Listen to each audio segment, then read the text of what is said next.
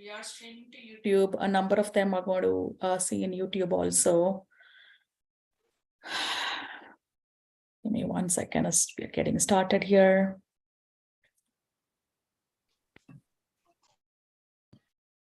We are streaming to YouTube. A number of them are going to see in YouTube. Okay. Hello, good evening. Hi. Okay. All of you, please keep yourself muted. And as I said, please come on video. That'll be great if you all can come on video, please. I only still see a very few of you on video. We have close to 100 people here and quite a few on YouTube. So I'm going to post the YouTube link. Melissa, if you can please send an email in all the groups as well as thing for the YouTube link, that'll be good. Yep, we'll do now. Okay.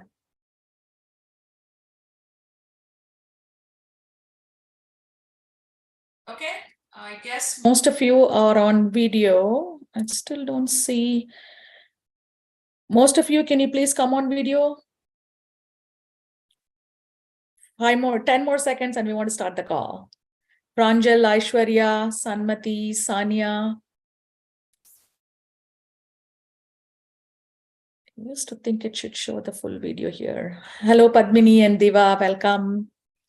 Okay, you can all say cheese. I'm going to do a print screen here. It's a cheesy thing, but sorry, I have to do it. Okay, give me 1 second. I'm just.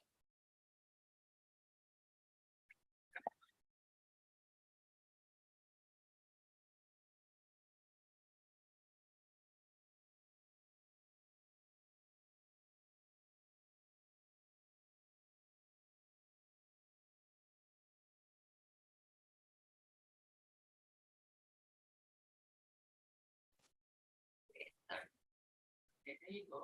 Most of you.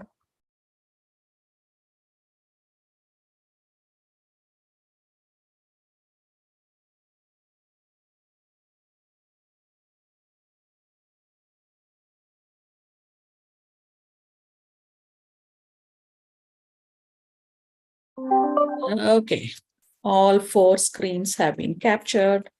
Ready to start now. Sorry about that. Are you all seeing my screen?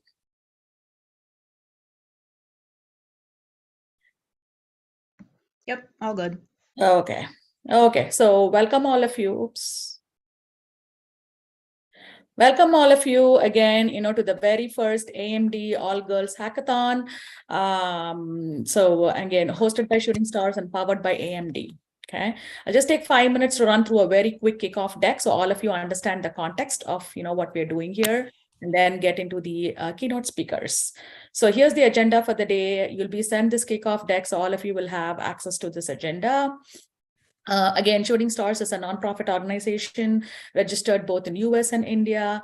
Our 2 main goals is sponsoring college education for the underserved as well as STEM education for the underserved. So this specific hackathon falls under STEM education. We're very glad we have you all here. Again, a few numbers from the past from a Shooting Stars perspective of how many students we've been able to reach. Okay, so this is the organizing team that we have worked. Is this the one? Okay, yeah. Thank you all. I want to extend my very, very sincere thanks to the entire organizing team that made this event possible. All of you from an organizing perspective. Okay, so this is the details of the hackathon. We started this preparation probably about a month back, both Shooting Stars and AMD. And the last week we had a number of programs, and this week, today and tomorrow is the actual hackathon. Okay, so here are some numbers. We have a total of registered 330 participants, out of which 60 teams have been formed from about 20 countries. We had 8 people from AMD helping out, at least 3 people helped out. Discord. helped out with all aspects of the hackathon, and a number of Shooting Stars volunteers, a number of activities took place the last 4 weeks to get this to you. Okay. Last week, most of the attendees have attended a seminar whereby they learned what is it to hack, why should girls hack, and how easy it is to get started with hacking. So we had Iman Kiyo, our student organizer, from Cornell University, start off this discussion. She's a Shooting Stars officer, as well as Gabriela, who has participated in Shooting Stars hackathons prior and even won prizes. And our Shooting Stars volunteer, Ishi, moderated the panel. And I think, there are 230 students logged in. So we're really happy that, you got to get a glimpse and get into the actual hackathon. Thank you, Anish, for teaching HTML and web design and getting all of us started. Here is the actual agenda for the day. So the opening ceremony is starting right now. We have the keynote speakers. We'll have the Women in Tech panel next. And then you all get into the hacking for the next 24 hours.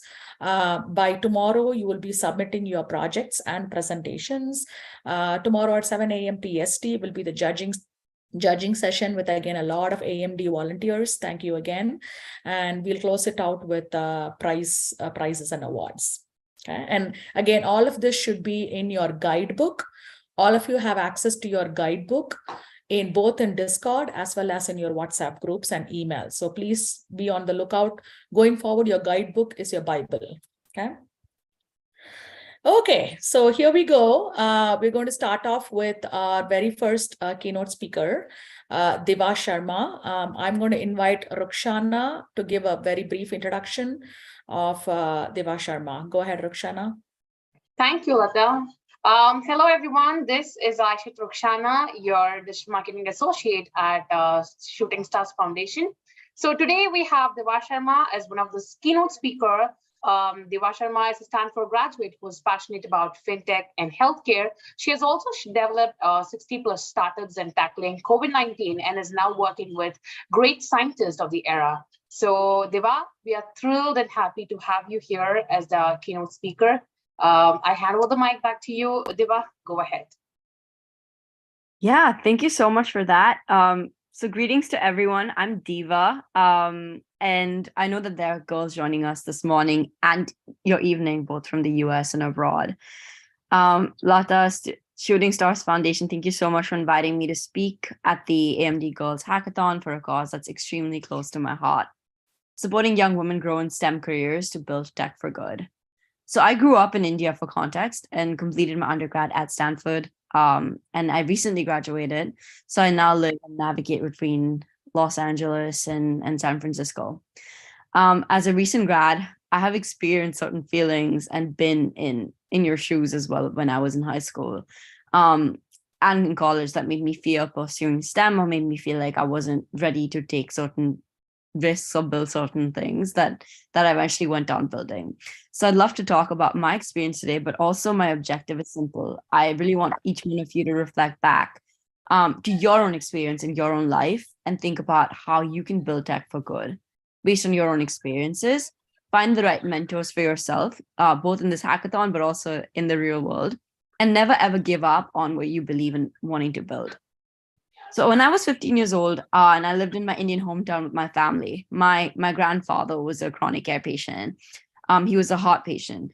I would often accompany him to Indian hospitals to find that patients lined up in long lines to get their healthcare parameters checked, like their blood sugar, the heart rate. And in a country of over 1 billion people, the health monitoring system for chronic care patients was broken, it was slow, and it hurt for me to see such a dilapidated system.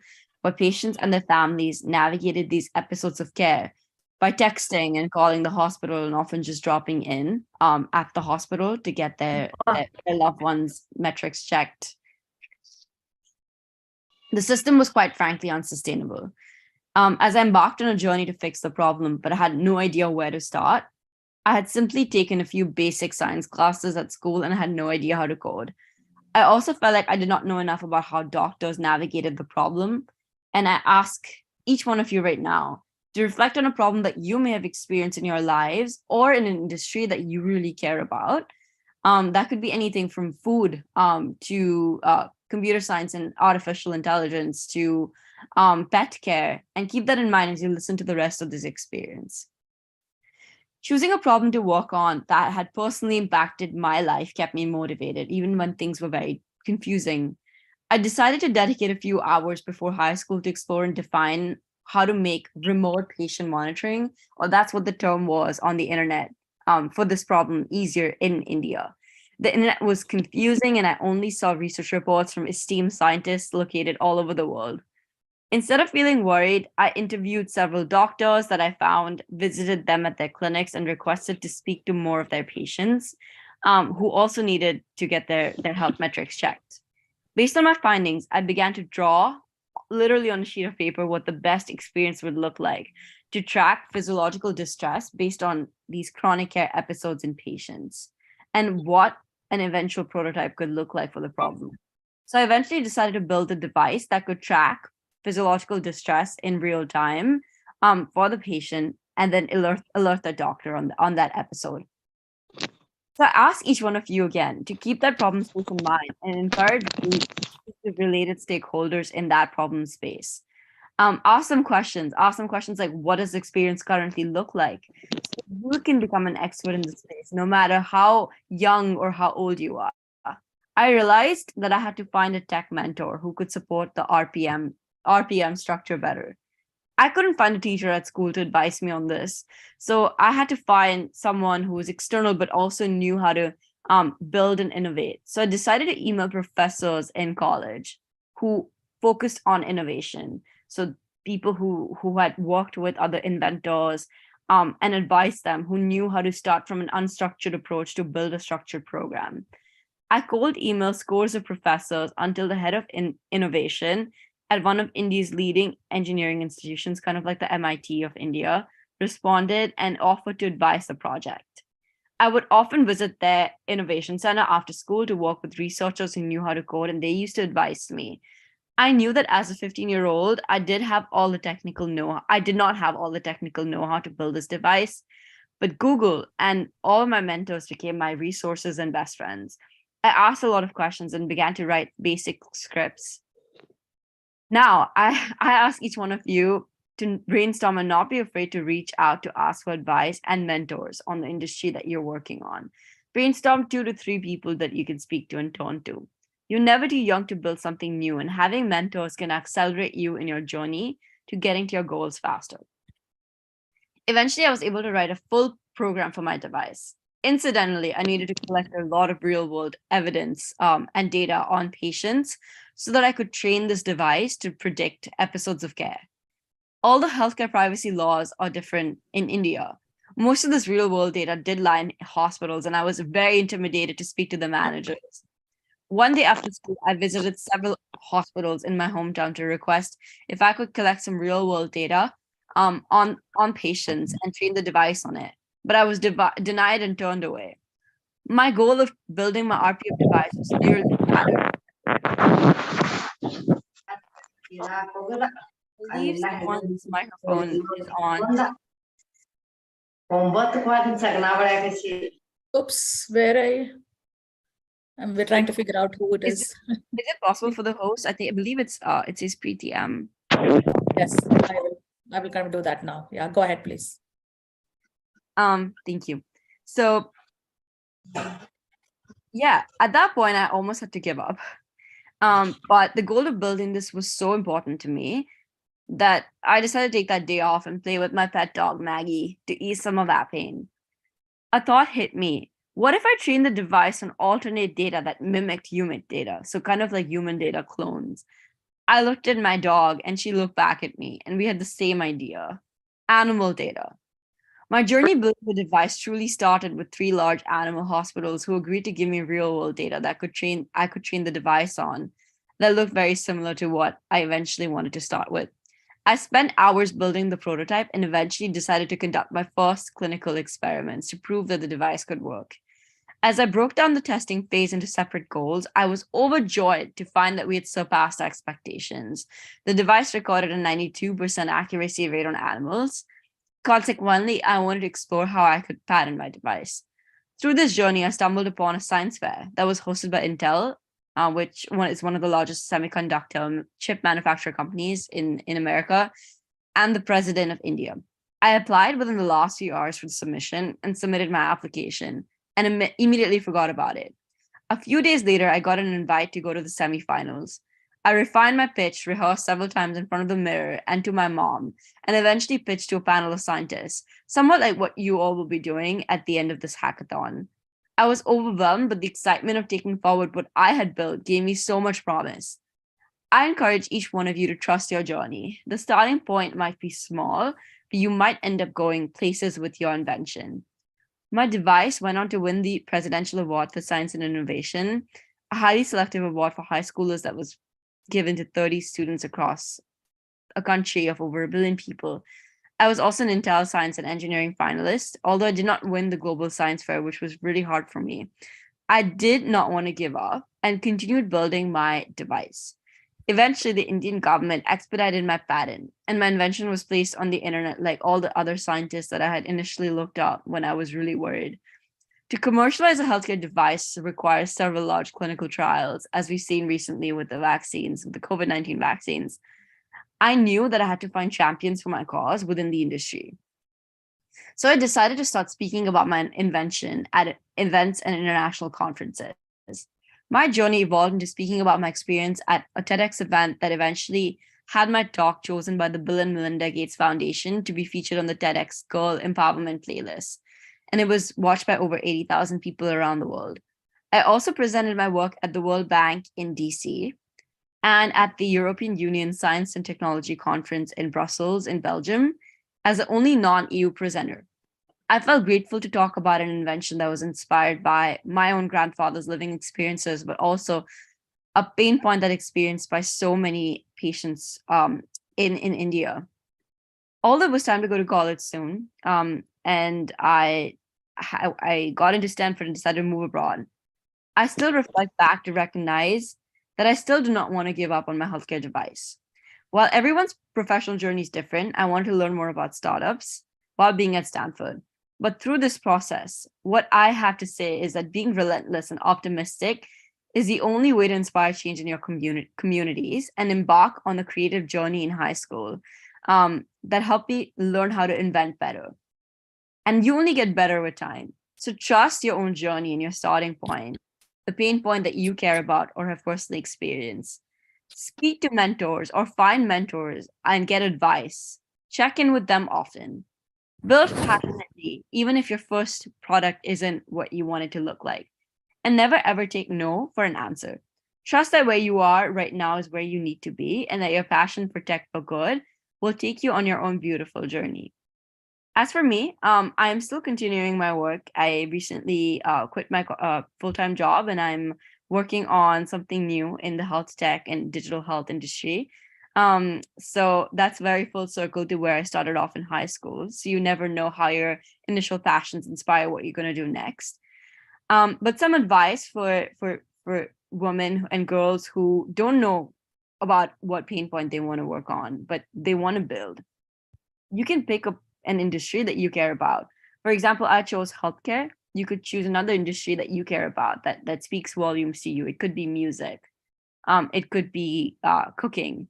And think about people and users in that space and what their journey looks like. Draw it out on a piece of paper and then interview them to ask them about their problems in that space until you can finally identify what is a repeatable problem that occurs across the industry. That's usually where inventions inspired.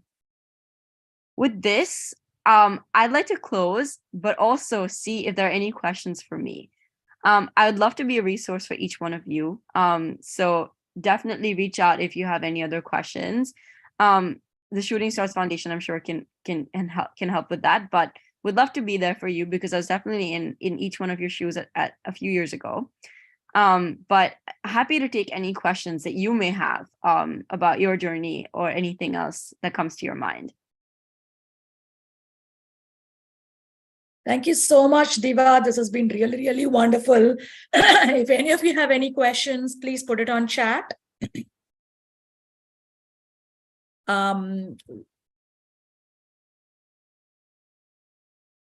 And we can, I mean, you continue to put it on chat as we kind of, go on to the next speaker. Rukshana, you want to close this out and go on to the next speaker, please? Sure, Lata, sure. I was mesmerized, I must say, like being on this year, you have a lot of experience in this regard. And I say how resourceful you are. So that's what we really need. And that really motivates a lot of us here. And your inspiration, the way that you want to inspire a lot of people, it's so good. It's so good. Thank you so much for being here, Deva. It was great to have you. It was great to see you talk about, being in our shoes as well. Thank you so much for that. Okay. So much. Yeah. Thank you. Great. So now I'm moving to the second keynote speaker for today's session. So it's none other than Padmini. So Padmini, she started her life with, a home computer and an 8-bit Commodore of 64. And in that only she learned how to type, play, and also wrote programs in BASIC. And now she is the Senior Director, FPGA Implementation Software and AI Products at AMD. And she's here to educate us all as a keynote speaker. Over to you, Ms. Padmini.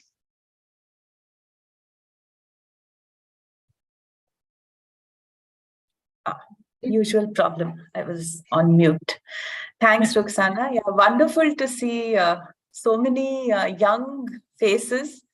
As Diva was saying, takes me back many, many years to when I was like you. So I got my first computer when I was about 10 years old. It was a Commodore 64. And it was, you just had the CPU, and there were no discs or anything at that time. So you had to have a, cassette recorder. I don't know if any of you have even seen what a cassette looks like, but Yeah. it was a cassette recorder. It didn't have a monitor or anything. So you had to hook it up to the TV to be able to see the output. And, there was a little keyboard, and that's where I first got interested in, both programming and building, because this is very cool. You could write something and it would do what you wanted. Okay?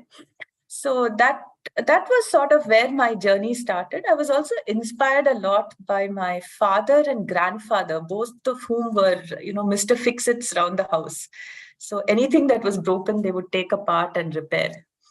And so that's what sort of motivated me to take more of an interest in how things work, and also just enjoy the fact of building things that work and building things that are useful. Right. So after that, when I got into high school, I was actually not very sure what I wanted to do, because I was interested in a number of things. I was a good student. I really liked music. At one time in school, I wanted to be a writer, and I decided to take science because I liked math very much. Then I had a wonderful physics teacher in grade 12 who again inspired me in a different way, because she had sparked my curiosity about how things work. So that was one of the major reasons why I chose to get into technology. I actually wanted to do physics, but I ended up doing electrical engineering instead. And I think I've kind of continued in that since then, worked in a couple of startups, and now I'm at AMD. So what I do is I lead a team which actually works on software that helps you design chips. So our software basically takes a description of a design. So let's say you wanted to build a chip to do something, right? Maybe a healthcare problem, like the kind of thing that Diva is solving. You would basically describe the design in a high-level programming language, and then you would use a software tool that would take that design and translate it into something that would actually work on hardware and would meet your constraints about how much space it occupies, how fast it should run, and how expensive it should be. Okay, how much power it would consume. So, the tools or the compilers that do this are basically what I work on at AMD. And it's a lot of fun because it involves writing very large and very complex software. It also involves understanding how electronic circuits work. And so that is basically a summary of what I do today. So what I wanted to share with all of you is why I think it's so important to work in STEM. And we've all just come out of COVID-19, right? And none of you can just see from that how important science has been in helping us navigate this pandemic in many ways, right? There are scientists who discovered vaccines. There are people who worked on apps to track how COVID was spreading. There are people who worked on models to decide how you should when you should lock down, where you should lock down, right? What should you do? There are people who worked on video conferencing technology like this that made it possible for us to continue to work and go to school through this, right? So, that's just one very small example of how technology touches all our lives. If you think of the world to come, there are going to be all kinds of, issues that humanity has to think about, right? The biggest one, of course, is climate change and what our rate of progress has done to the planet. So, as future citizens of the Earth, its future is in your hands, right? Can you find sustainable ways to, for people to live, right? Sustainable ways to deal with waste, ways to get energy that doesn't depend on fossil fuels. Materials for packaging which are convenient but don't pollute our oceans like plastic. Can you find ways to grow food that will feed a growing population? Can you find ways for an aging population to age with dignity? Maybe with robots that can help them navigate their day-to-day lives. Maybe through medicines that deal with the problems of diseases of old age, like memory loss, dementia, an increasing number of cancer cases in older people. So the future of the world, in a way, is with all of you, and how you bring technology and your own unique perspective to solve these kinds of problems. And that's why I think it is important for all young people to consider this as a career. Not to say that this is the only way one can make a difference. There are many, many things that people do which make a difference to the world. Using technology, using science is one of them. So now, having talked about the world, the other perspective to keep in mind is that most of the products and things that we use today are actually not designed in an inclusive way. So I'll give you an example. So for example, the crash test dummies which are used in cars, they're basically designed with a male body in mind. Okay, and what that means is that a woman driving a car is 45% more likely to be injured and 17% more likely to die if there were an accident. And it's because of simple things, right? The body size is larger, the distance from the steering wheel is different. So when they test an airbag, they don't know if the impact happens in the right way. Right? Sometimes the seatbelt doesn't fit properly because it's designed for a larger body size than maybe the average woman. And this is not just a gender problem, right? It applies to people of maybe nationalities that are smaller in stature compared to the average person the car has been designed for. Similarly, heart attack symptoms for men are pain in the chest, pain down your left arm. That's supposed to be a very classic heart attack symptom. But guess what? Most women don't have those symptoms. Most women actually experience breathlessness, nausea, something like indigestion. And so, if you were a woman reading articles on Google to figure out whether you're having a heart attack or not, you just would not know. Even musical instruments. So the average piano is designed so that it is easily played by somebody with a larger handspan than the average woman. Surgical instruments are built for larger hands. Uniform sizes are typically made for male bodies. I'm sure a couple of years back, there was this all-woman spacewalk by NASA, which had to be cancelled because guess what? One of the astronauts couldn't find a spacesuit in her size. So, this goes on and on. You can talk about, things like the design of, public spaces and public transport. Does it take into account the needs of, not just women, right, but other people who are not normally considered? For example, do you consider the needs of people who might be disabled, people who might, of children, right? Do you look at safety? Do you look at, older people who need to use public spaces, right? So the question of inclusion is a very important part of the way we design things for use by others, right? And, as women and girls coming into technology, you bring a different perspective from the average person who is working on these problems today. And because, we understand from using products that have not been built for us, hopefully all of you will think about building products which are more inclusive when you build them, not just for women, but for everybody. Right? And, I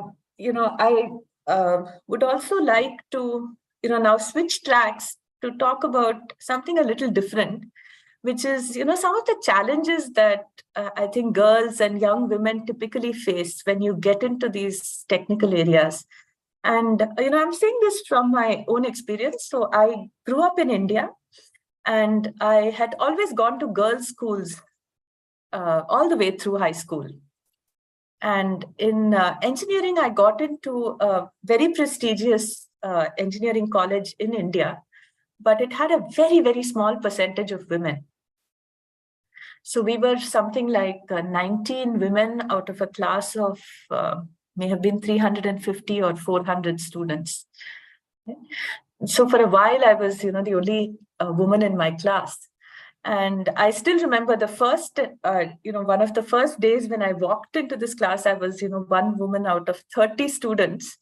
And wherever I sat for about 2 weeks, there would be a, sea of empty chairs around me. And I really felt very alone, in this whole thing. And I'm sure, that is something that, many of you may face when you do something that maybe, a lot of girls around you don't take up, right? But it's okay. It's important to have confidence in yourself and to understand that, sometimes by being different, you are bringing a different perspective. And that different perspective is very, very valuable. Right?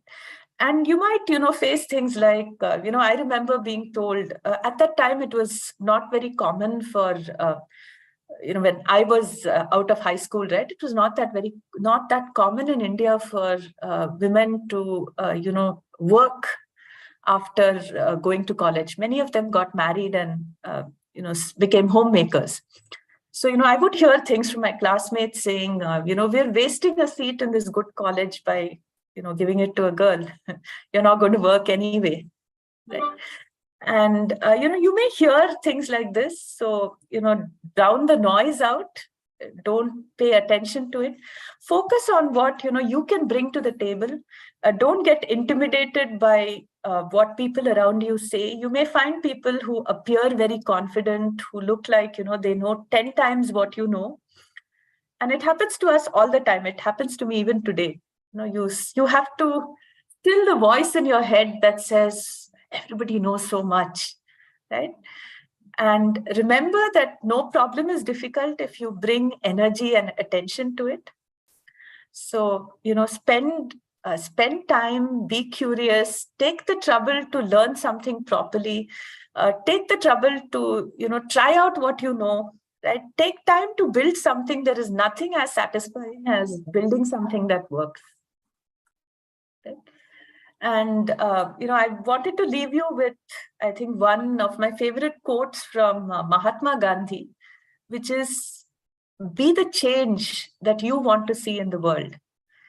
And, if what you want to see in the world is a world that's more inclusive, make sure you, be a part of that change, right? Bring the best that you can offer to the world.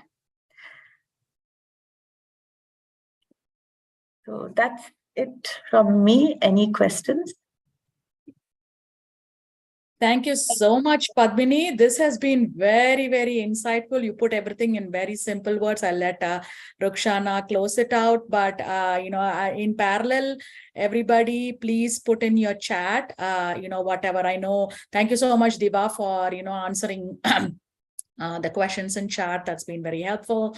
And anybody, any questions for Padmini, please put it in chat. And as both Diva and Padmini said, both of them are in LinkedIn. Feel free to reach out to them via LinkedIn. They'll be very, very happy to answer. And then, a couple of things. Yeah, please go ahead and put in your chat, any feedback about Padmini's speech, as well as any questions to her. Rukshana? Yeah, I'm going to. I have a 15-year-old daughter, by the way, and she sent me here with strict instructions not to be uncool. So, yeah. I see Megan smiling. I think pretty sure, Megan, you told your mother too. Nice. Okay. Thanks, Megan, for that. And Miss Padmini, I'm sorry for the noise. Okay, Miss Padmini, I really completely love the idea where you said, change your trouble to something that is useful for the, entire community and entire people living in the world. That is something it's exceptional. And another thing that I never noticed about the seatbelts of the, the car driving thing, I never noticed it and I never knew about it. So I wish that, we got to learn a lot from you in this 15-minute span of time. And I think that this is so precious to, let this on the go. And definitely we are going to spam on your LinkedIn, asking you many queries on this list because we see you that you are of so much experience in this field. Thank you so much, Padmini. Yeah. Happy to connect with anybody who wants to connect. Yeah. I saw a question about misogyny from your male counterparts. How do you respond? Yeah. So I think it depends a lot on, what you experience. So there are times when it's important to, stand up and speak out. And, there are times when it's okay to treat it like noise and just, ignore it and go forward. What sometimes gets tricky is to figure out, what category your experience comes in. Right? Because, any kind of unfairness, right, bothers us. It bothers anybody at a very core level. So, I think my way of dealing with it has been to, tell myself that anything you experience, right, is, it comes from the place that the other person is, right? So, if you're working with somebody, for example, who is a very secure, very comfortable with what they are, right? They behave with you in a certain way, right? And that behavior comes from their inner security. So typically when people are, what I would say, not kind or unfair, it typically comes from, something inside them, right? It's about them. It's not about you. So that's what helps me, keep it in my stride. So don't let comments bother you. At the same time, sometimes, it is important also to, take a stand when you feel something is wrong, especially if it is something that, where taking a stand could make a difference to a larger group of people. Okay. Okay, excellent, excellent. Thank you so much, Padmini. Again, to round it off, thank you very much for your very practical words. I think the best thing I like about your speech is how you could relate to the students with very specific, real life examples. I'm pretty sure many of them will take it to heart and hopefully make you proud. We'll, our kids as they go along, and we'll keep you updated on what they're up to. But thank you so much, Padmini, for a very heartfelt speech. And same thing with you, Diva. Just love the fact that there's so much of potential, there's so much of energy and potential in so much youngsters. And I think you give that, hey, if I can do, you can do it attitude. That's what you brought to the table. So both Diva and Padmini, thank you so much for your time, and hope all of you girls are inspired. Okay, so we move on to the next section, and if Diva and Padmini, if you can hold on for a couple more minutes, that'll be good. So let me just finish off a couple more slides before I turn it over to the Women in Tech. We're waiting for exciting Women in Tech panel right here. Sorry, we are beginning that a little bit late. I want to give huge kudos to the number of mentors who have signed up for the hackathon to mentor all of you, right? So as I said, we have an in-person hackathon happening in Belgaum, Karnataka, as well as close to 100, 120 students participating online from about 8 different countries in the hackathon today. And these are all your mentors that will be helping out throughout the event, the next 20 hours or so. Again, after that, tomorrow is going to be the exciting judging event. All of you will be, presenting your presentations to this team of judges. And of course, you'll be winning cash prizes. So get ready to meet them in your judging rooms tomorrow. Okay, so here are a quick few photos of the in-person hackathon that started a little bit early today in Belgaum, Karnataka. We had about 120 students in a location, and you could see, pretty enthusiastic. I heard reports that this was the first of the kind. Everybody participated. They were extremely enthusiastic about what they did. It was a very different experience for them. I'm hoping to see a lot of exciting projects out of this. And all of you who are participating online, get ready to compete with these girls. Okay. Okay. So with this, I'll go back to our Women in Tech panel. Again, an exciting lineup of speakers with very specific experience and very specific questions. And hopefully you're going to get additionally motivated, inspired the next 45 minutes. So on to Meghna, who will be emceeing. Meghna is a Shooting Stars youth officer, and she will be emceeing this Women in Tech panel. Welcome, Meghna. Hi, everyone. Okay, so let's get started with our Women in Tech panel. Once again, I just want to quickly thank our panelists so much for your time, and thanks for the participants to attending, because this is really fun. Like, I've done this before. So basically, I'm going to give a quick introduction of the panelists, and they can explain a lot better than I can who they are and what they do. So first we have Prithvi. Prithvi is working as a senior program manager. Throughout her career, she has been driven to find answers to the most pressing questions. Prithvi has a diverse background in sales operations, corporate communications, content marketing, change management, process improvement, as well as customer, partner, and client relations. Her combined work experience has exposed her to a variety of industries and end markets within both the public and private sector. Prithvi, please feel free to explain more. And it's perfect. I don't have to explain it anymore. Just to add, I also teach Carnatic music. It's like my second profession to keep my sanity. Yeah, and I also am very active in Women's Forum, Women in Tech, girls who code, all those projects. I work constantly with the AMD management, and very excited to be here. Thanks for this wonderful opportunity, Shooting Stars Foundation. Great, thank you so much. So our next panelist is Jennifer. Jennifer is a principal engineer and manager. She has a deep knowledge of software and can tackle complex problems with ease. Jennifer is a great leader, innovator, mentor, and coordinator. Please feel free to explain further, Jennifer. Sure. Hi, everybody.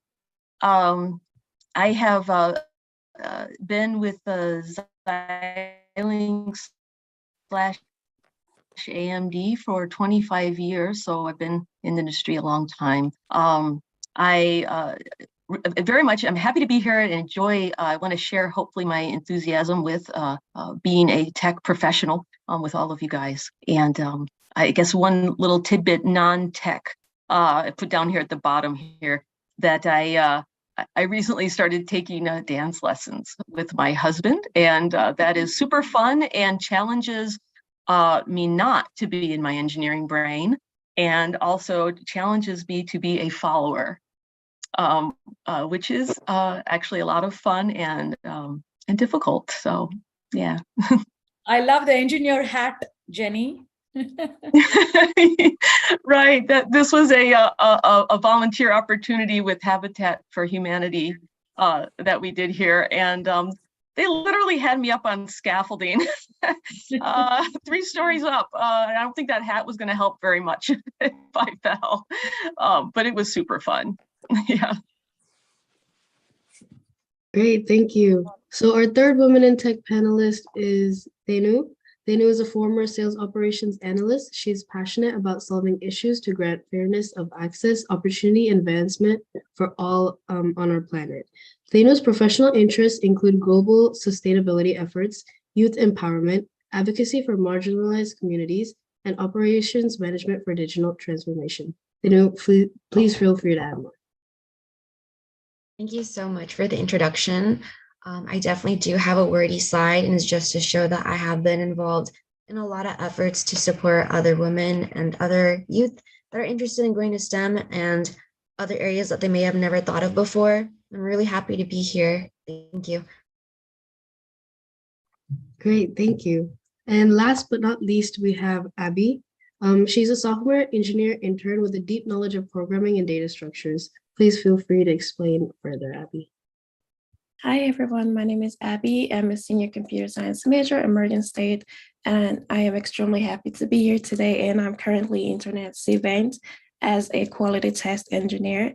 And on my leisure time, I love to play saxophone. I also love to play piano and also sing. Thank you. Okay, great. So now let's get started on like the individual questions. So it's amazing how much you've all accomplished. So how exactly did you get started in tech, Prithvi? Sorry, I was on mute.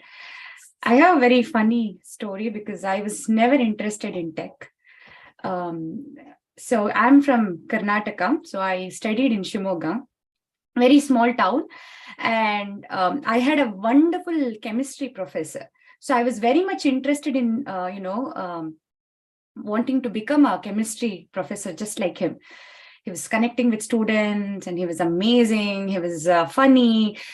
So that was my goal. And there comes my dad.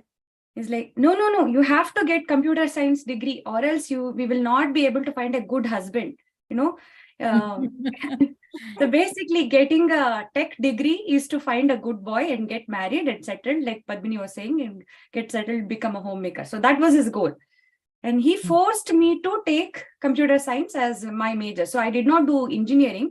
So I did something called BSc. So if you are studying BCA, so it's almost similar. But I also had physics, math, and then instead of chemistry, I took computer science. I was miserable the first whole year. I did not like it. Probably I was just like, okay, whatever, I'll just get through this and then not look back and study. But second year, I had a wonderful professor who started teaching us, programming languages, C++, and Java. And then my entire perspective changed. So I started looking at world differently, and it became addictive. And more I started learning. I wanted to learn more. So a tech education, this requires enormous efforts and emotions, hard work, but it paid off in 1,000 ways. So you can always apply your knowledge in a wide variety of areas. And also, I want to say, I don't do coding right now, but having the technical education has changed the way I look at things, and it's definitely helping me make right decisions in my current role. So that's how it started.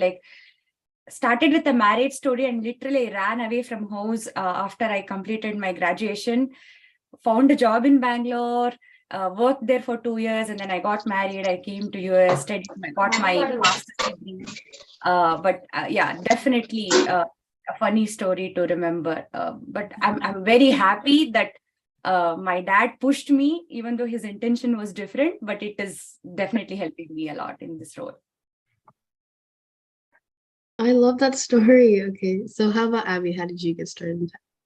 So mine is a little funny. So growing up, I grew up in an African dominated family where the goal was to be a doctor, to be in the medical role. If you're not a nurse, if you're not a medical doctor, you're not going to make it in life. So I grew up having the mentality that I have to be a doctor or I have to be a nurse. If not, I'm not going to make money. I'm not going to be someone important in the family.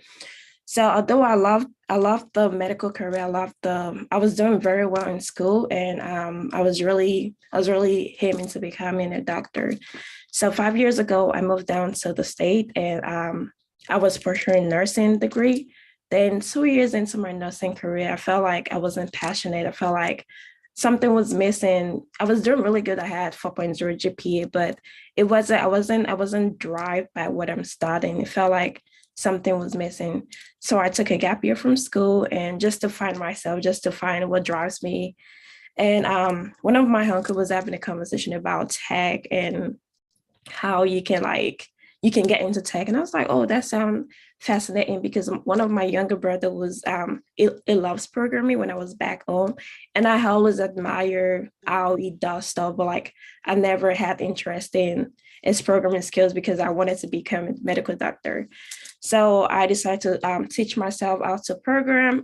I started with C++, which was a big, C++ is kind of hard. So I was like, oh no, this is not for me. I kind of just withdraw back. I'm going to stick to nursing is the goal. I'm not going back. Then I had a mentor then, because I was in the Microsoft program, and she told me to try something simpler like JavaScript or Python. So I started teaching myself how to program using Python, and it was so interesting. The fact that I can build something, I can tell the computer to do something, and it does that really made me, want to continue and really get deep into programming. So I taught myself how to program using Python, and I enrolled into a 4-year college to study computer science, and that was a year ago. So my journey started like that, and ever since then, I've felt like that has been the greatest opportunity, and just being able to expose myself and finding my drive. Because if I hadn't taken the break from nursing or trying to find myself, I don't think I'm gonna be here today. And that's one of the most wonderful steps I've ever taken. So yeah, that's my journey in tech. I love the story. Okay, so when you started out and even throughout your career, what are some challenges and or stereotypes that you faced to see in technology that you see in the technology industry, Jennifer?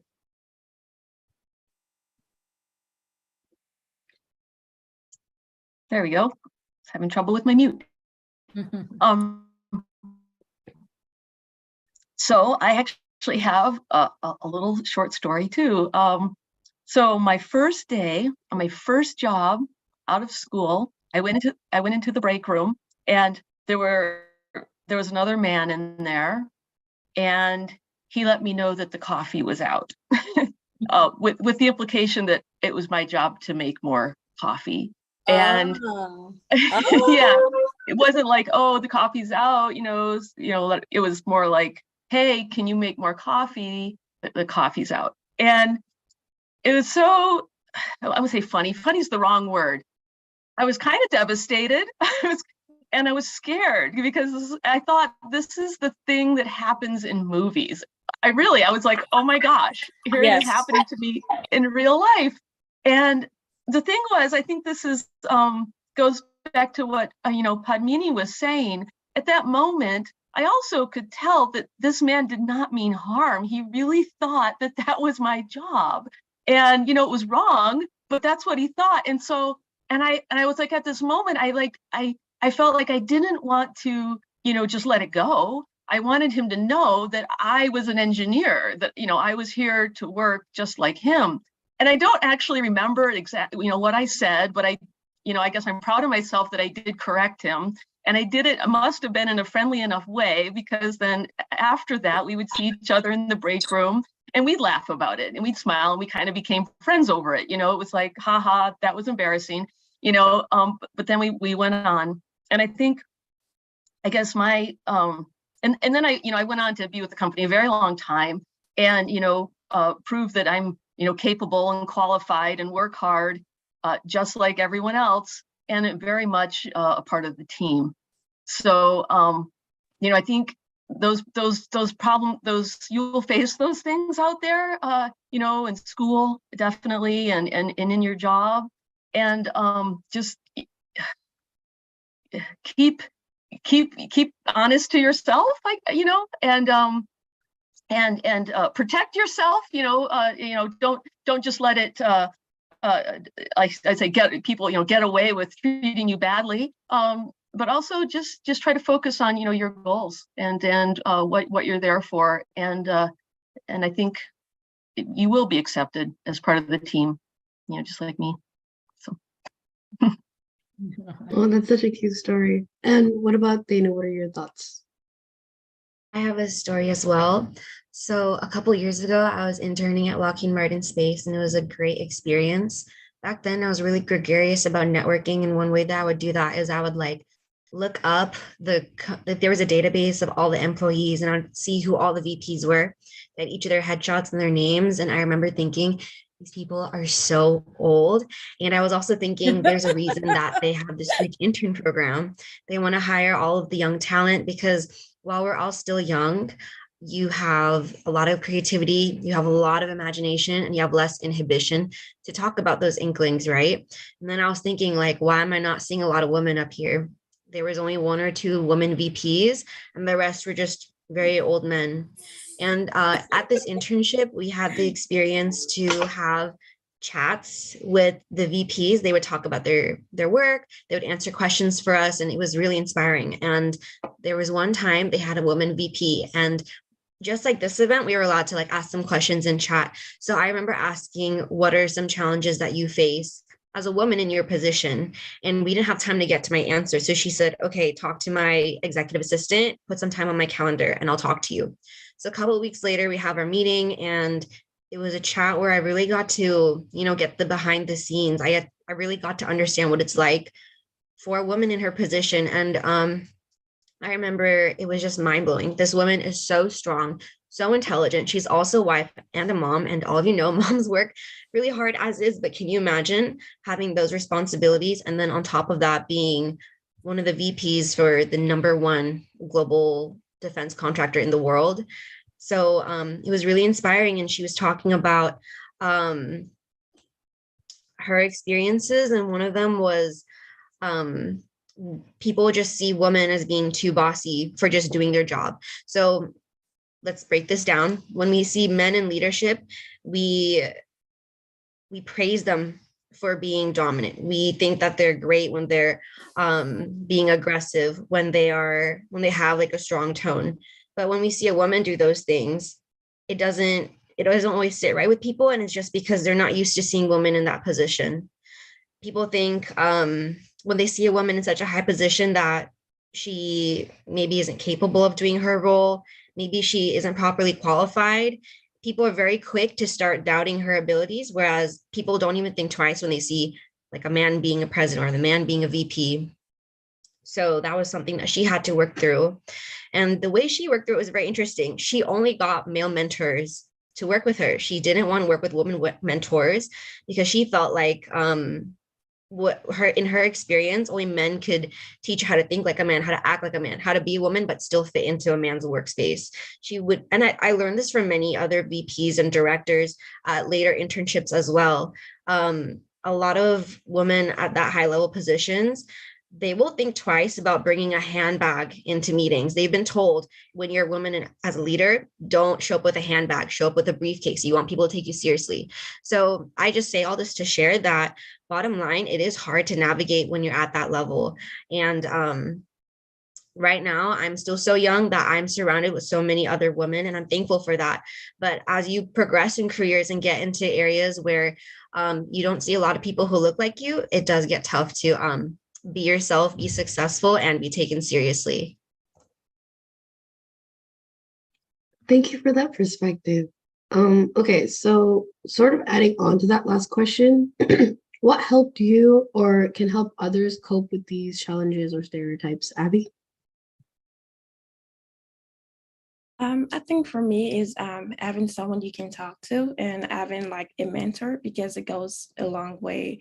Whenever you go through this challenging expression like stereotype, not feeling like you belong, once you have someone you can talk to and once you have someone that you can walk through this process with, I think it's going to be easier. And whenever stuff like that happen, it's just best to talk to the person that's projecting to you, because you always want to correct that, but you don't want to do it in a rude way. So I guess just having someone by your side to always guide you through this is really important. Great, thank you. And Prithvi, what do you think?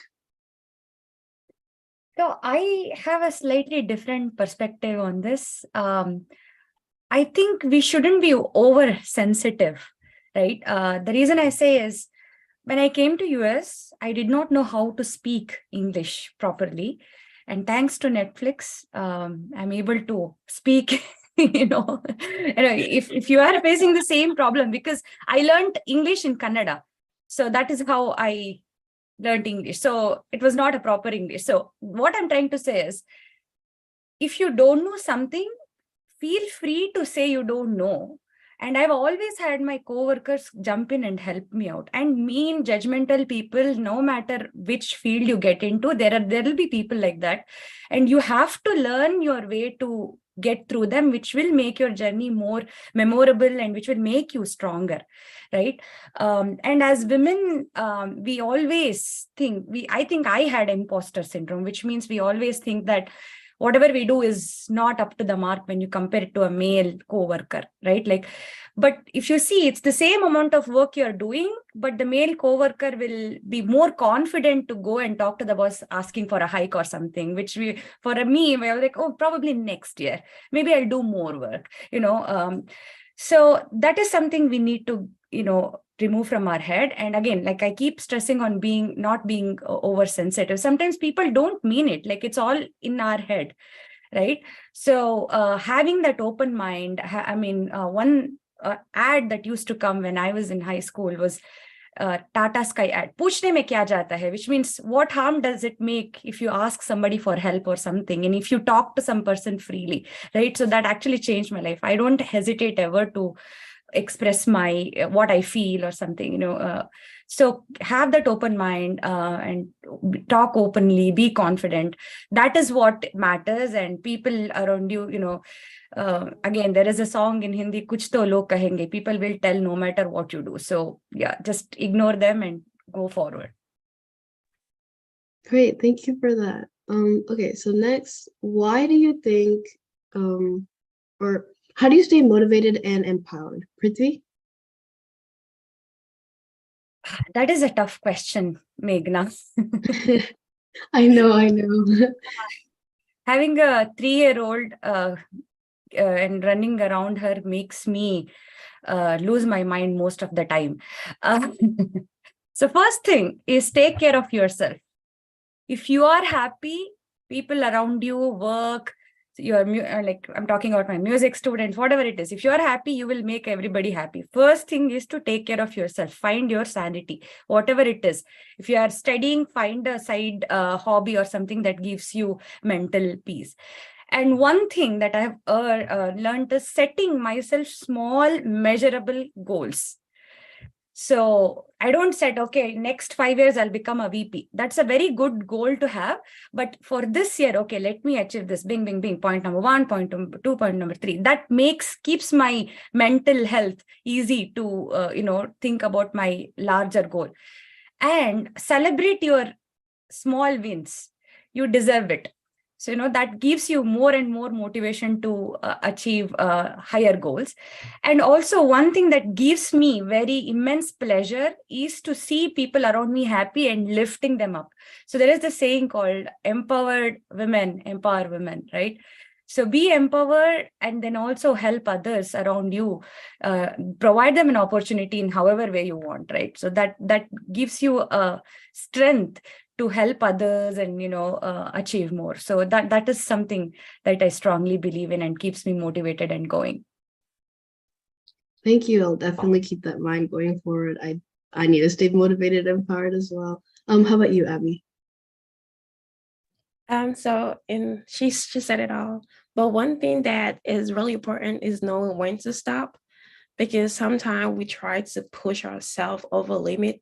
I do that all the time. Sometimes I'm working on something, maybe trying to develop a website or debugging a script, and I'm not able to fix it.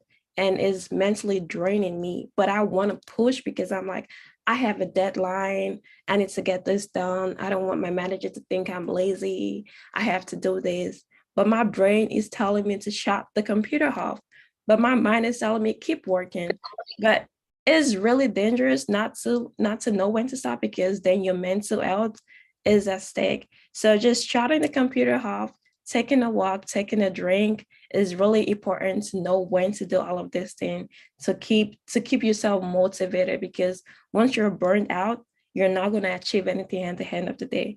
And one other thing that I use the most is keeping track of my work, having like a to-do list, just kind of like knowing what I'm going to do for the day, because you just don't want to wake up and start working and not knowing, what I'm working on.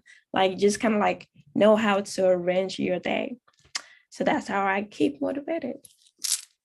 Great, thank you for that.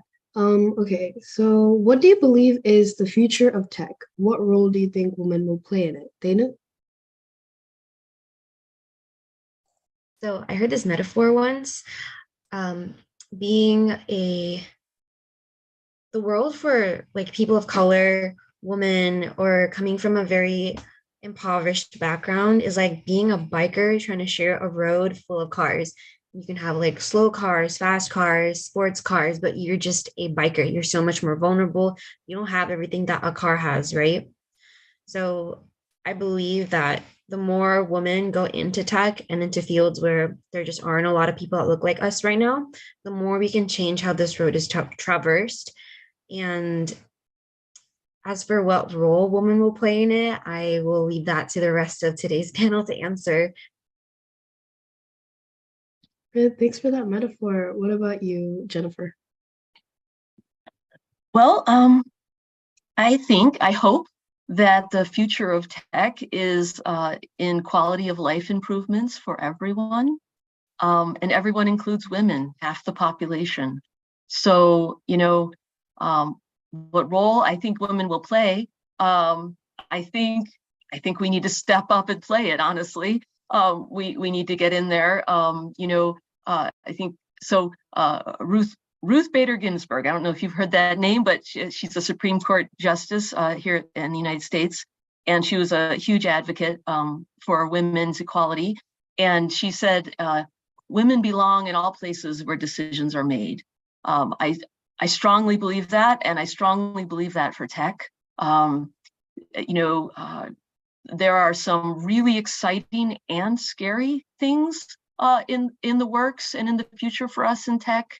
And we as women, representative of that half the population and of generally the primary family leads, need to be in there and make sure that the tech that's happening is for the benefit of everyone, including women and families and children. So. If I could add on to my previous answer, this is very similar to what Padmati brought up in her keynote speaker. Technology is advancing at an amazing rate. We see this with big products like Apple. They have their Apple Watch, and it's so advanced, it can detect when you're in a car crash and call SOS. You can call from 911. And when they have so many features like that, when the Series 7 came out, there was a lot of outcry from women who said that there weren't any features that supported women's health at all. And thankfully, Apple listened to them. They brought them into the engineering, the design, the research process. And when the Series 8 came out, they were able to boast that it can now track and support women's health as well. So one specific feature they have is they are able to track your menstrual cycle based off of body temperature and things like that. They can tell you where you're at with your hormonal cycle. And that just blew my mind, because when we think of hormones, when we think of hormone cycles, it's really invisible to us, right? Like, obviously, if you look at someone who has a lot of acne or they have really greasy hair when they're growing up, you can kind of tell. But other than that, like, it's amazing that something that you wear on your wrist can tell you where your body is at in a cycle. So, yeah. Yeah, that is amazing. Thank you both for that answer. Okay, moving on. What do you think is something that girls should know to consider technology as a career option? How about we start with Prithvi?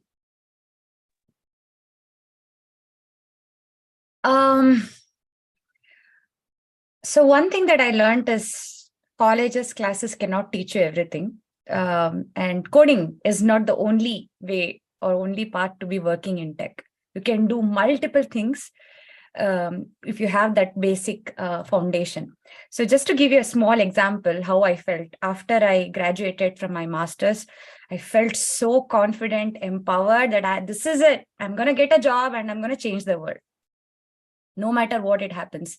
But when I started, the scenario is completely different. Hey, welcome to reality. This is not your fancy fantasy world, but you will be your heroine in your story. No.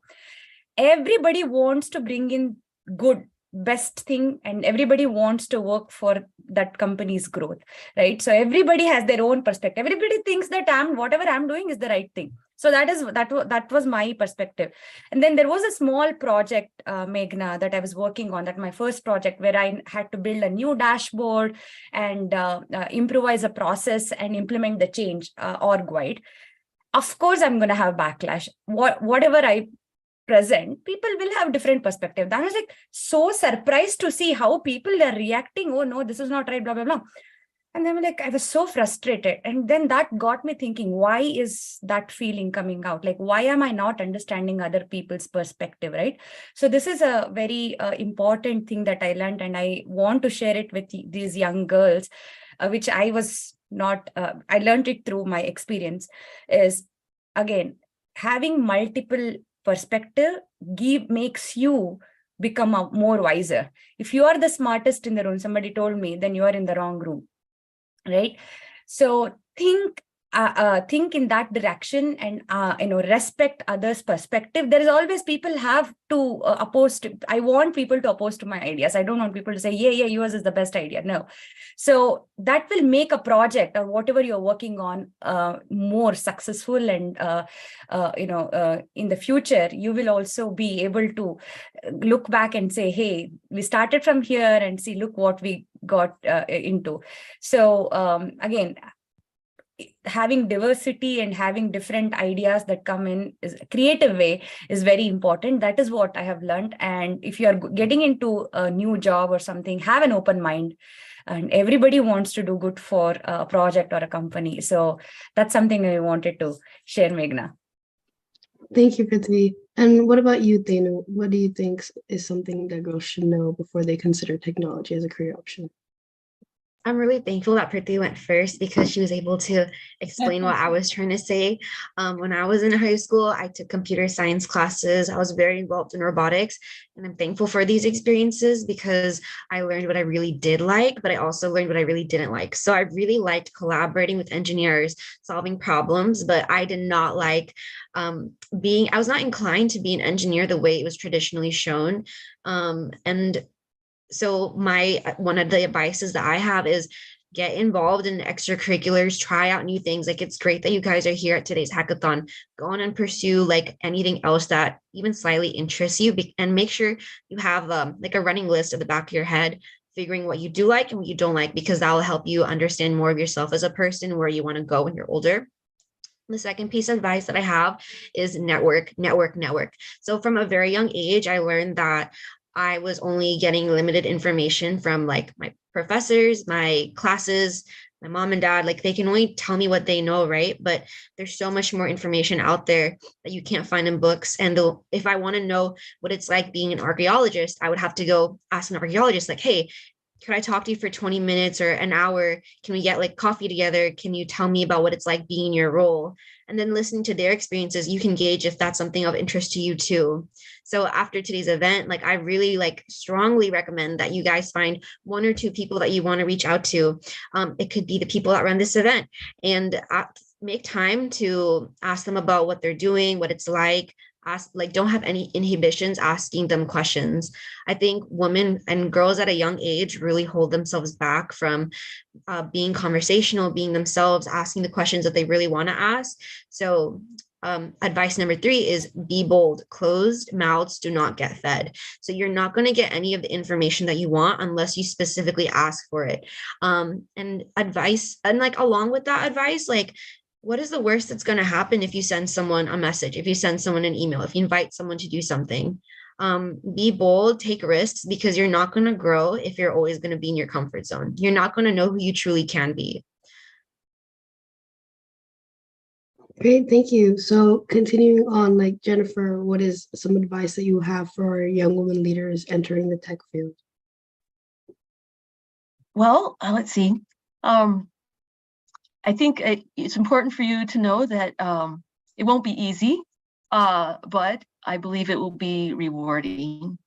I think Oh, you're breaking up. it's very important to. Can you hear me or not? Okay, we can hear you now. Yeah. Yeah. Okay.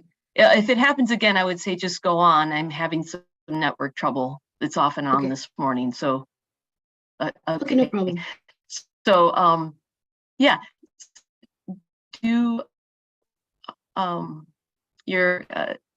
It's breaking up again. Yeah, why don't we come to her again, Meghna? Let's go with somebody else. Yeah, sure. Abby. One big advice is don't be afraid to make mistake because if you don't make mistake, then how are you gonna pass? A lot of people that make it in life today, they have numerous mistakes, and you always tend to learn from your mistake. So don't be afraid to make mistake. Also, know when to take a step back whenever things feels like they're overwhelming, whenever it feels like you're not getting the results, or whenever you feel like you need a break, take a step back and try to retrace your step. So by that, you can know what to do and what not to do. So like those 2 pieces of advice goes a long way. Great, thank you for that piece of advice. Prithvi, what advice do you have? I always tell some funny story. Hope it is appealing to all our young girls, right? So I think, Abby, you said it right, like, don't be afraid. So we women go through different emotions. Like, we have this spectrum, like one day we are happy, one day we are sad, one day we have excitement to do something. Embrace that. So that is the beauty of womanhood, right? So, and if you are feeling difficulty in anything, like Tenu was saying, like, go ask. It's nothing. What will they say? They'll say no. Like, I have faced rejection all my life and I laugh about it, but at the same time I have had good experiences, right? And one thing, if you are from Karnataka, again, you will know, we have a proverb saying, Hittala Gida Maddala, which means we have leaders around us. It may be your mom, your grandmom. They have been grooming you without you knowing to become a leader. We women are built to, cater to the needs of others. We are like born program managers is what I always say, right? So embrace that strength, and instead of working too much and scratching your brain on how should I improve the skill, work on your strengths. That is the easiest way, right? So list your strength and list your things that you want to improve on. If you start spending more time on improving your strength, which is the easy way for me, that's what I've learned, your weaknesses will also start becoming your strength slowly.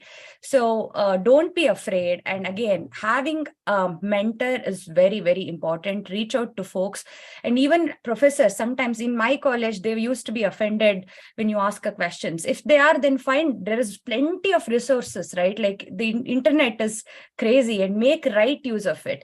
And don't get distracted with other things. I know it's like young age, you want to do more things, but focus on your goal and work towards it. And rest of the things will fall in place. Any other distractions, I think you know what I'm talking about, but focus on your goals, and you will get there. And again, you have mentors around you, learn from them. Your mothers, grandmothers are your best teachers to start with. Great, thank you for that piece of advice. Okay, going back to Jennifer, what's your advice? Okay, I hope it's better. So definitely do internships if at all possible, so that you can discover what you enjoy and what you don't like. I think a lot of us, or all of us maybe, didn't know that we were going to find happiness in the tech world, and discovered it by trying. I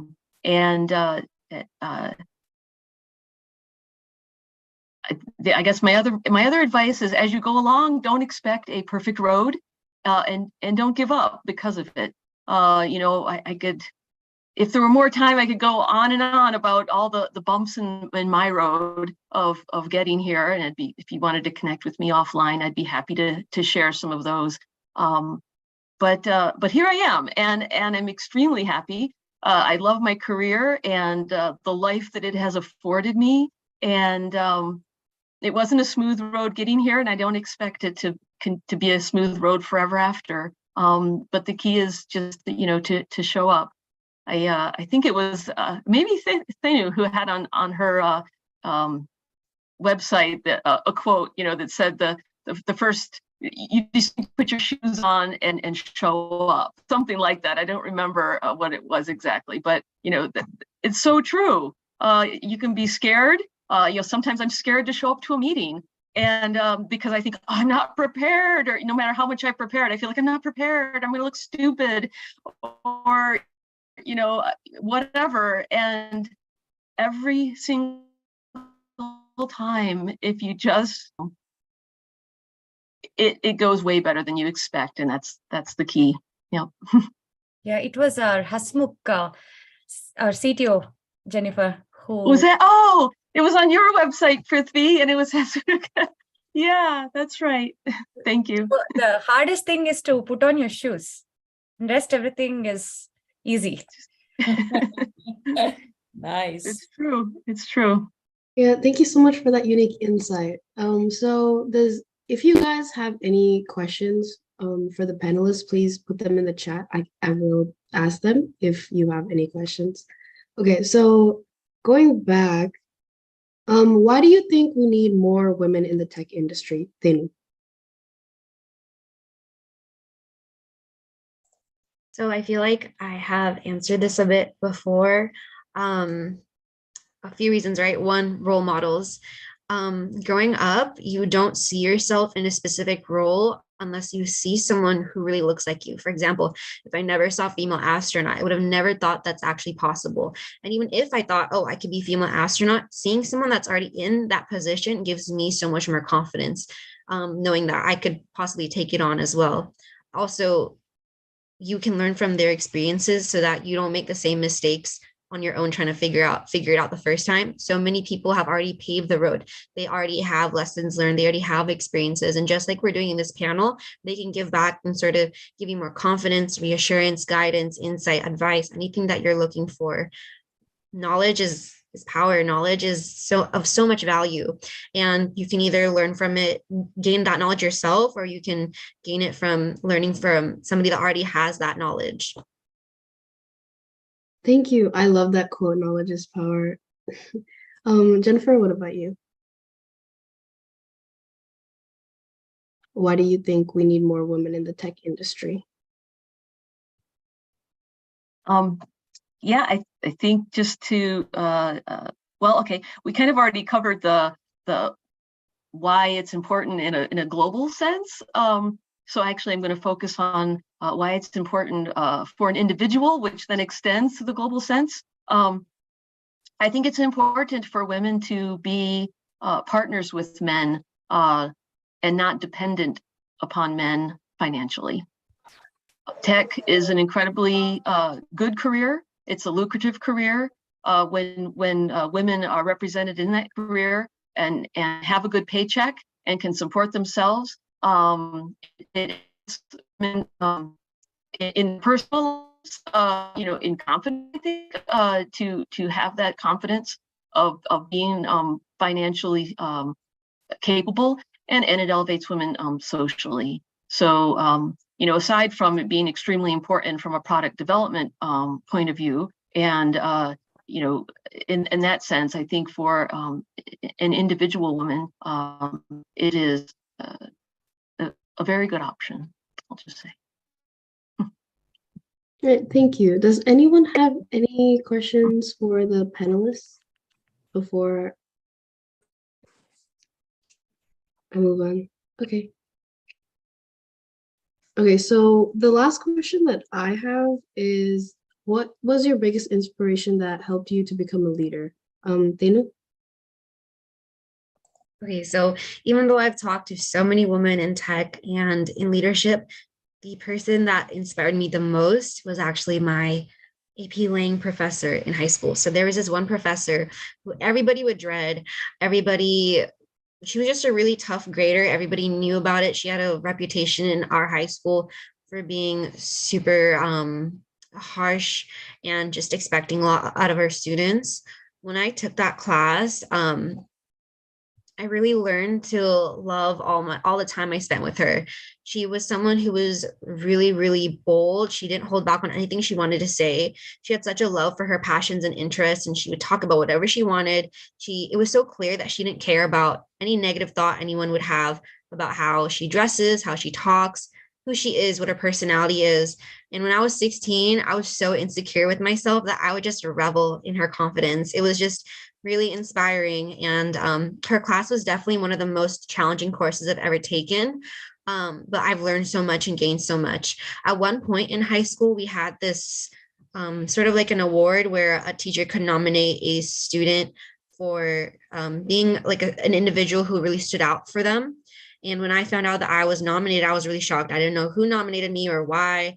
I showed up to this award ceremony, and at the end, I had this certificate which commended me. And on the back of this paper, there was like a smaller piece of like a note taped onto it, and it said my professor's name. So I knew who recommended me or nominated me. And a note from my professor saying, Benu is a force for good in the universe. And that has always stuck with me since. I took that piece of paper and stuck it in my notebook, and I still have that notebook in my shelf today. That just gave me so much confidence because it affirmed something that I always felt inside of me. I think at that age, everyone is always really unsure of themselves and really just trying to fit in. So we don't like go out of our way to be ourselves. We don't give ourselves permission to do the things that we truly like are called to do, right? But after that affirmation, I had no hesitation to be myself. And I think that was the biggest blessing that I ever had, because it led to so many great changes in my life and so many accomplishments and opportunities that I would have never had otherwise. So, yeah. Great, thank you for your answer. What about you, Jennifer? What was your biggest inspiration that helped you to become a leader? I think I realized that so many people in the world are looking for someone else to step up and be the leader.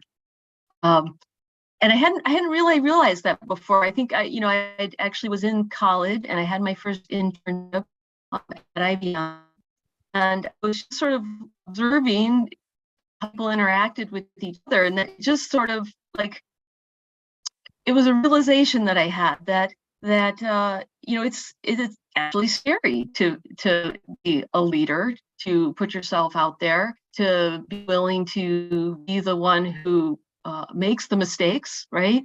Much easier to sit back and let someone else put their neck out and make a fool of themselves or whatever. Yeah, so I think it was just a realization that the world needs leaders, is looking for leaders. And if you're willing to put yourself out there, the world needs you. And if you've got good ideas and things that you want to see happen, don't wait for someone else to do it.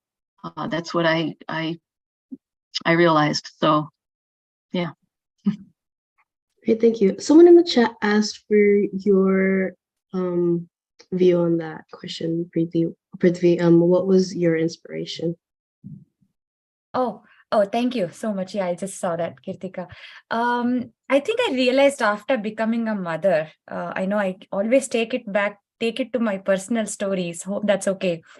My grandmother had studied till fourth grade, and she was like a leader in the entire family, like a huge family. Everybody used to come to her to solve the problems. I was like, why is she solving everybody's problems? That is what I used to think. But later I realized she was like a born leader and helping everybody solve the problem, but she did not show it. And even it's my mom, like she studied in a city and came and settled down in a very small, with no basic facilities. So that kind of village she settled in, but she did so much in her life. It was very inspirational for me. And again, I realized after becoming, they did so much. And when people started appreciating, hey, you have been, managing everything well. No, I think I've seen them doing it so easily. I think it came to me also very easily. So that's why I kept on telling, like, look for leaders around you. They've been, prepping you. So I think that is my inspiration to become leader and uplift. I'm not saying uplift in the sense like help others. It's not just you who want to succeed, right? Like you have to work with your co-workers. It may be, interns, high schoolers. So that's why it brings a great joy. That's all I can say, Meghna. Great, thank you. So I think with that, we can wrap up this Women in Tech panel. Does anyone have any last closing statements to the panelists? Like anything else you want to say before we close it out? One thing I want to add is if you are facing some difficulty in your life, that will pass for sure, and you're going to be laughing at it after you get a job or something. So everybody has their own journey. Everybody will face hurdles, like Jennifer was saying, and she's been with AMD Xilinx for 25 years. I'm sure she has faced so much.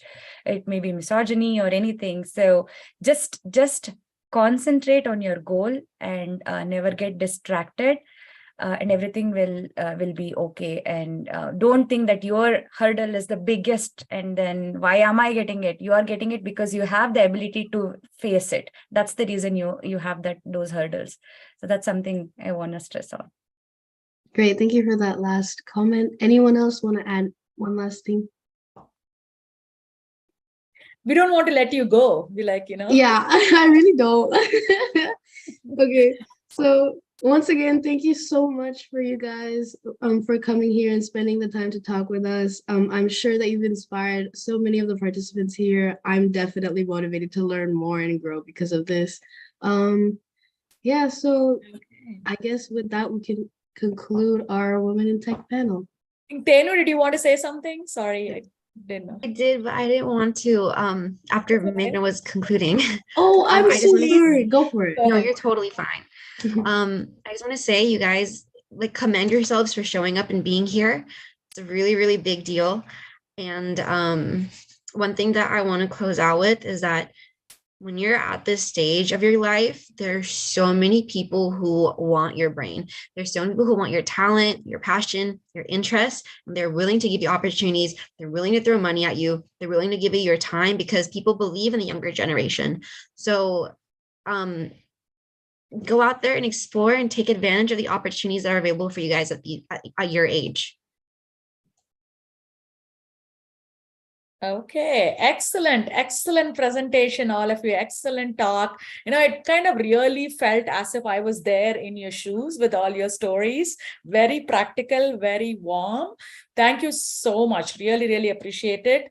And we will keep you updated of the progress of the hackathon and how I think a couple of you are all are the judge panel too. So you're going to see, we think, okay, what is it going to impact? No, you are going to impact. I mean, I still remember my teachers or my mentors' words sometimes. So whatever you've said, you've inspired, I would say about 100 girls here on the chat. And then this will be replayed multiple times. So it's going to go ahead. So thank you so much for your time today and for the preparation, and good luck to all of you. Thank you. Thank you so much. Thanks for having us. Yeah. Okay, good. I think the rest of you are very anxious to start. We have a couple more slides that we want to present now, so you know exactly what to do next. Over the next 20 hours, you're going to be with us. Good luck. So, okay, let me quickly share my screen for the next set of another 3 minutes, and then you'll all go into Discord and start doing the project.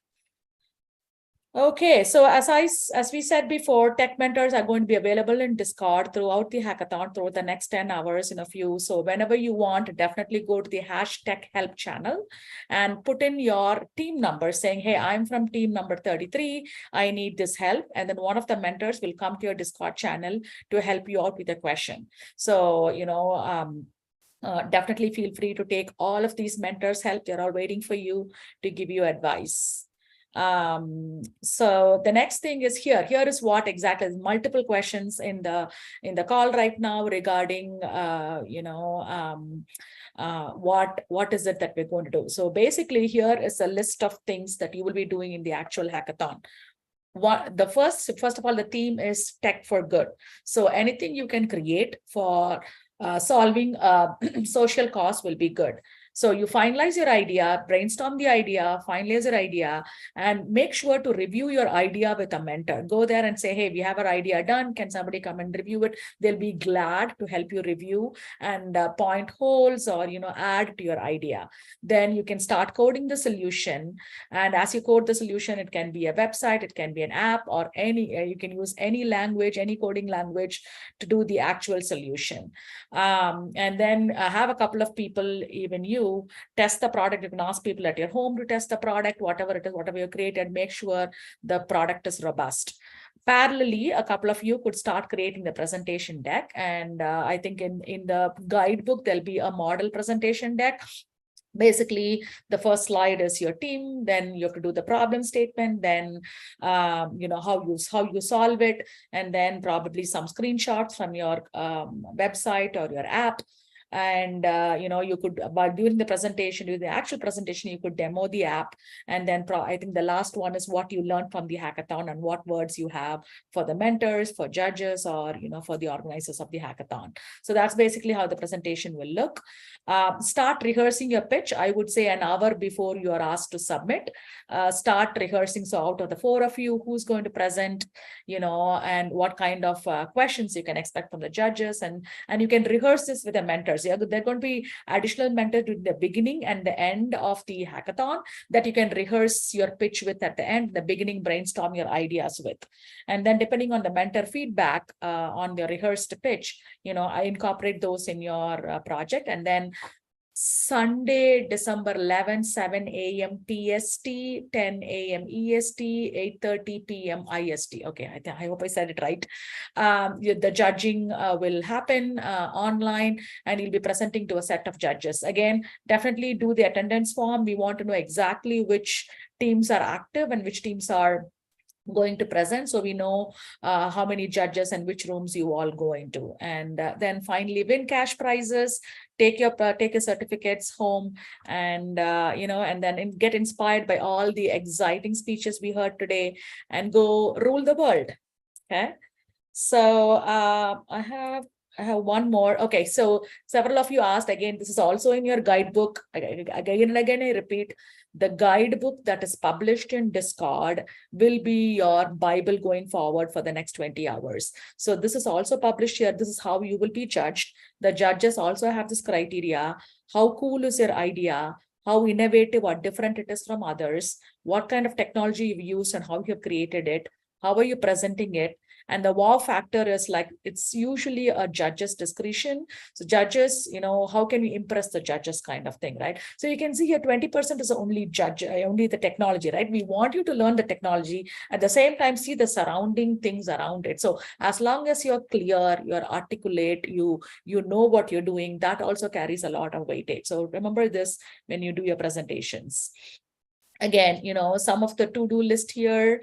Again, several of you are asking, how do you proceed through the hackathon, right? So whatever the 10 bullet points, that was the process of the hackathon. Here are some more additional questions. And I think Melissa, this kickoff deck is also uploaded in the drive, and you have a link to this in the guidebook. So again, always use Discord as a platform for security reasons.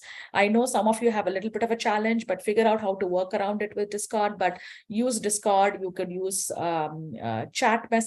You could use audio calls. You can use Discord for video calls. And what else is here? Yeah, so try to divide the work evenly among your team. Some of you could do the coding, some of you could do the design, some of you could do the presentation. So make sure everybody gets to do something. We don't want it to be done by a single person. And definitely timeline. We are big on timeline, especially it's late in the night tomorrow for India. So we definitely want to finish it in time, and get ready for this. What else do you have? Okay, so there's a lot of questions about submission. Again and again, we keep telling you the complete guide is there in the participant guidebook. So one of you in the team can actually start reading through it. We have something called dev post. That's where you're going to submit. A video should be there of how to submit in dev post, how to get a login and submit it. It has to be in dev post, right? So by 7 a.m. so by 6 a.m. PST, I think you should submit all your projects, and by 7 a.m. your judging will begin between 8 to 8:30. The closing ceremony will begin. We really hope to finish it by 9 a.m. PST. Okay, I'll pause here. And all the participants who are still here, if you still have questions, you can stay here and we will answer the questions, and others can move on to Discord.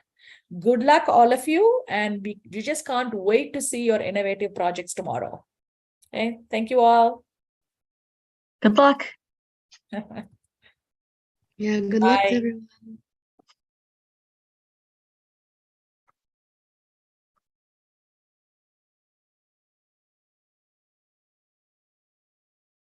Any questions? You can chat here about the hackathon. For the next 5 minutes, we will keep the Zoom open, and then everybody will move on to Discord.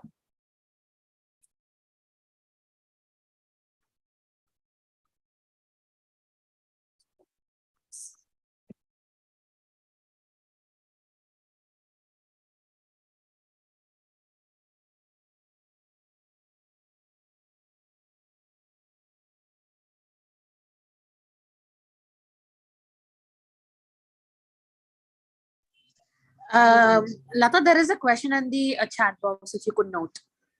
Yeah. So again, depending on what technology you use, if you are able to create a test website link, then yes, we would love to see that test. In fact, when you present, you can present it from the website itself. If you have access and enough information to create the link, then do the demo put the link in the presentation and do the demo from the link itself. That'll be best. And the next best solution is to put in screenshots. Hope that answered your question, Nathalie. Yep. Any other last minute questions? If you don't have any questions, you can move on to Discord, and then we'll have a few organizers. Melissa and Rukshana will be there for some time, and then Anish and Ishi will join shortly to help you out with any questions in Discord from this point onwards. Most of you should be in the WhatsApp group also. So in case you don't get answers in Discord, feel free to ask in the WhatsApp group also.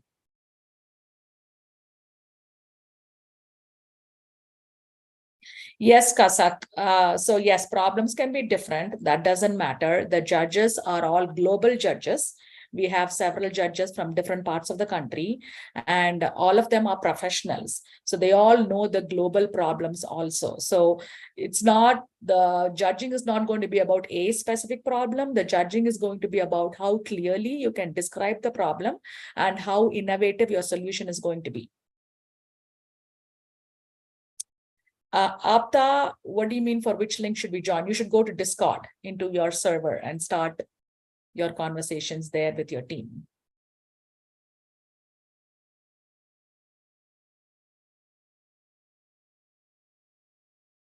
Melissa, Rukshana, anything else you want to add before we close out this Zoom? I think we covered everything. Okay, thanks, Melissa. Rukshana, anything from you?